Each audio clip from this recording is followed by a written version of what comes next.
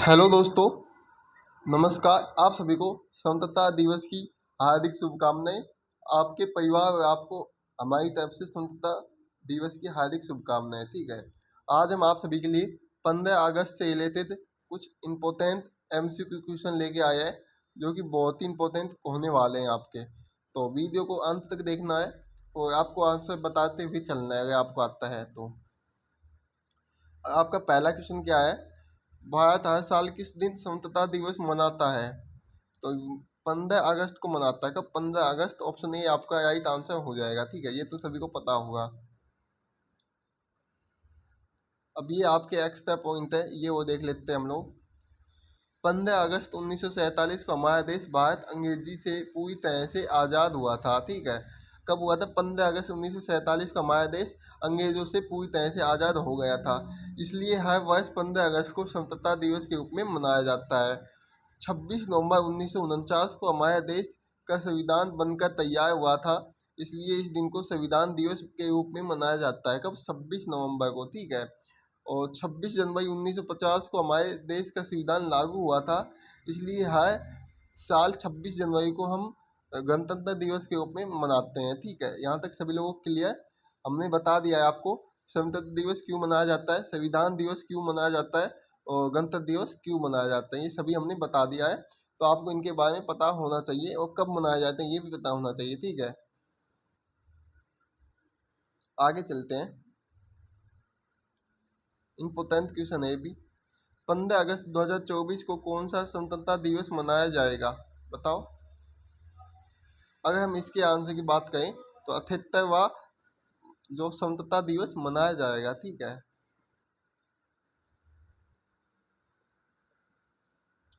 15 अगस्त 2024 को स्वतंत्रता दिवस की थीम क्या रखी गई थी?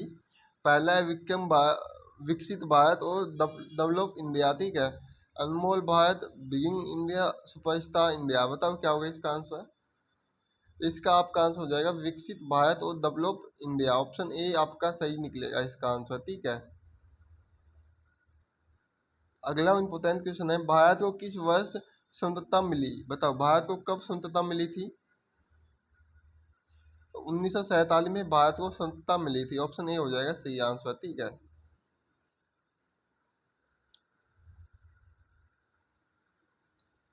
भारत को किस देश से स्वतंत्रता मिली थी? तो यूनाइटेड किंगडम से भारत को स्वतंत्रता मिली थी। ऑप्शन डी निकलेगा आपका सही आंसर।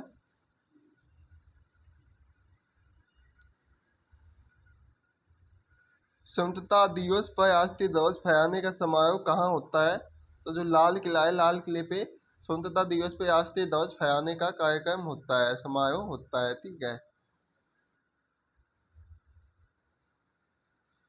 स्वतंत्रता दिवस पर लाल किले पर ध्वज कौन फहराता है? तो स्वतंत्रता दिवस पे प्रधानमंत्री जी ध्वज फहराते हैं, लेकिन गणतंत्र दिवस पे यानी 26 जनवरी पे कौन फहराता है? 26 जनवरी पे राष्ट्रपति जी फहराते हैं। ठीक है, ध्वज। देखो हमने लिख भी रखा है वैसे आपके लिए सुविधा के लिए। स्वतंत्रता दिवस 15 अगस्त को भारत के प्रधानमंत्री लाल किले या नई दिल्ली पर झंडा फहराते हैं, और गणतंत्र दिवस 26 जनवरी को भारत के राष्ट्रपति कर्तव्य पथ नई दिल्ली पर झंडा फहराते हैं। ठीक है,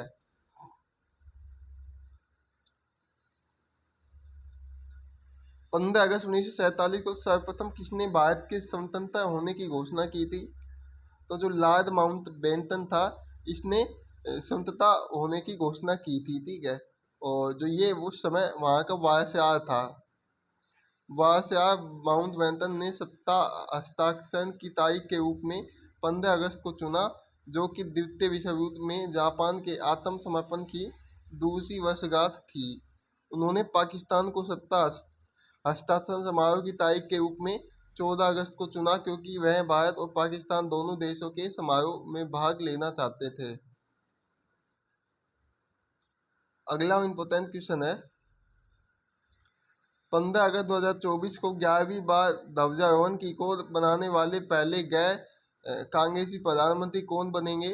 वो बनेंगे आपके नरेंद्र मोदी जी। कौन? नरेंद्र मोदी जी बनेंगे। ऑप्शन बी आपका राइट आंसर निकलेगा। ठीक है,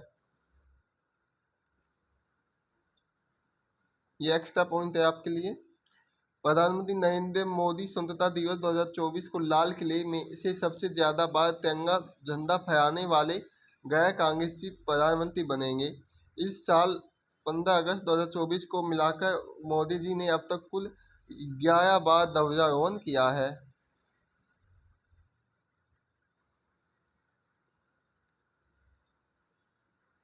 स्वतंत्रता दिवस के अवसर पर लाल किले से सबसे ज्यादा 17 बार झंडा फहराने का रिकॉर्ड किस प्रधानमंत्री के पास है?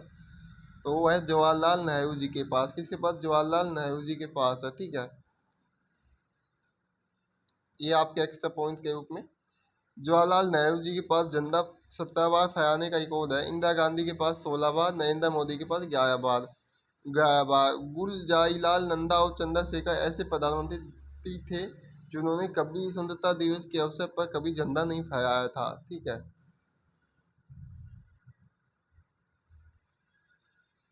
भारत के वर्तमान राष्ट्रीय ध्वज का डिजाइन किसने तैयार किया था? तो अगर इसकी बात करें तो पिगली वैया ने किया था, विक्टोरिया ने। ऑप्शन बी निकलेगा राइट आंसर।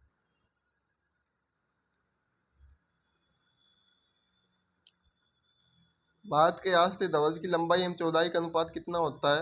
3:2 होता है। ऑप्शन सी निकलेगा आपका राइट आंसर। तो यहाँ तक किसी को कोई प्रॉब्लम नहीं होगी। चलो हम अगले क्वेश्चन पे चलते हैं। ये आपके कुछ एक्स्ट्रा पॉइंट्स है, ये भी देख लेते हैं हम लोग। भारत के राष्ट्रीय ध्वज की ऊपरी पत्ती में केसरिया रंग होता है जो देश की शक्ति और साहस को दर्शाता है।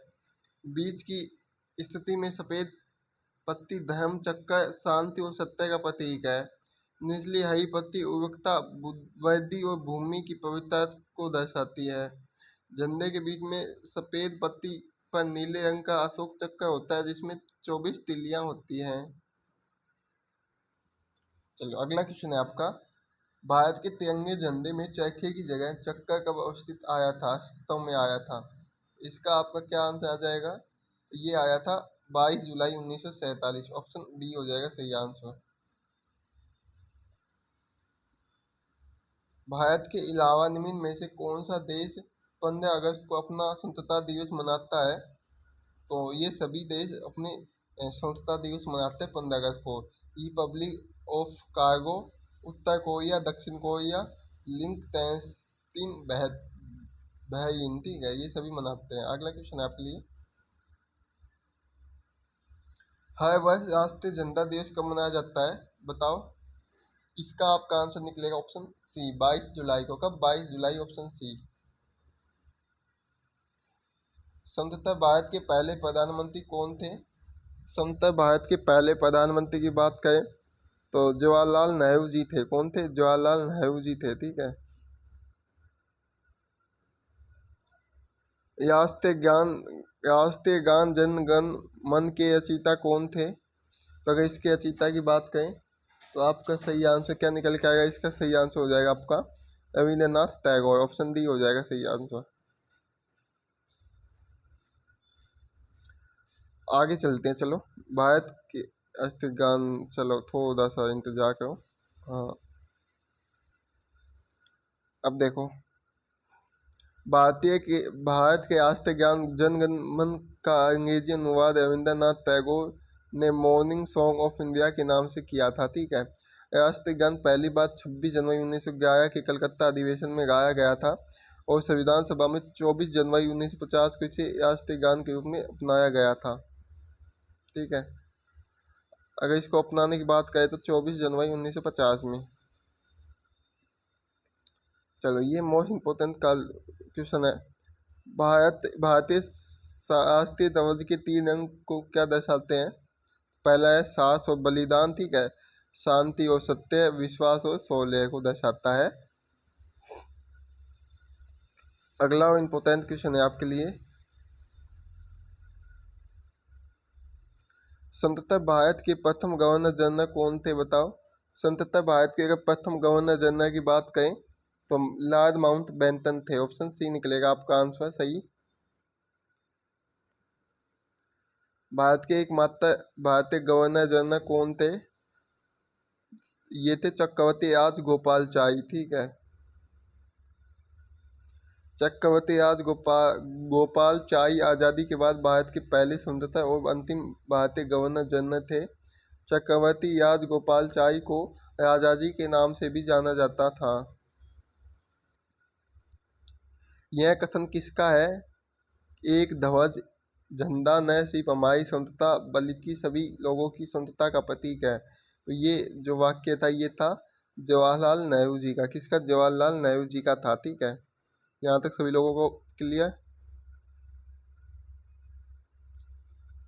अगला क्वेश्चन पे चलने से, अगर आपको इसकी पीडीएफ से रिलेटेड कुछ भी क्वेश्चन हो तो हमारा जो टेलीग्राम चैनल है वहाँ पे आपको इसकी पीडीएफ मिल जाएगी। ठीक है, भारत का राष्ट्रीय गीत कौन सा है? तो वंदे मातरम भारत का राष्ट्रीय गीत है।